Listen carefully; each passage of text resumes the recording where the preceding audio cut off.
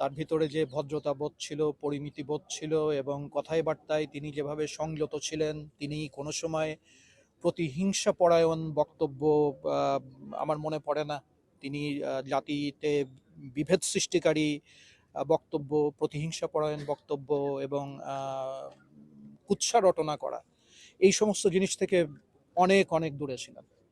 তিনি কথায় বার্তায় সবসময় যে স্ট্যান্ডার্ডটা মেনটেন করেছিলেন, শুধু এইটুকু যদি আমাদের দেশে বর্তমানে যারা রাজনীতি করছেন তারা যদি কথায় বার্তায় তার পরিমিতিবোধ, তার ভেতরে যে আহ, একটা ইনেট যে অনেস্টি ছিল, যে তিনি যেটা যেটা যেটা বলতেন সেটাই মিন করতেন এবং সেটার উপরেই যে তিনি অটল থাকতেন, এবং দেশের প্রতি তার যে কমিটমেন্ট, হাজারবার তার সুযোগ এসছে কিন্তু তিনি কিন্তু একটি বারের জন্য দেশের মানুষকে ফেলে রেখে কোথাও যাননি আর কি। তিনি যেতেই পারতেন, তিনি বারবার কম্প্রোমাইজ করার তার সুযোগ এসেছিল, একটি বারের জন্য তিনি কম্প্রোমাইজ করেননি।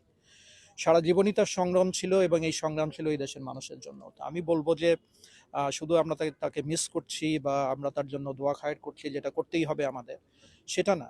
একটু স্বভাবে, কথায় বার্তায় একটু তার মতো হওয়ার চেষ্টা যদি আমাদের দেশে যারা রাজনীতি করছেন তারা করতেন, তাহলে আমাদের দেশটা সত্যি সত্যি তার প্রতি প্রকৃত শ্রদ্ধা প্রদর্শন করতে পারতো আর কি। আমরা আমাদের পরস্পরকে খারাপ কথা বলা, আহত করা এবং ভদ্রতা সভ্যতাকে বিসর্জন দেওয়ার যে একটা প্রক্রিয়ার ভিতরে আছি, এটা থেকে বের হয়ে যেতে পারাটাই আমার মনে হয় যে বেগম খালেদা জিয়ার প্রতি সবচেয়ে বড় সম্মান প্রদর্শনের একটা রাস্তা হতে পারে আর কি। তো তো আমরা প্রচন্ডভাবে তাকে মিস করবো এবং সামনের দিনগুলোতেও আমরা তাকে মিস করবো।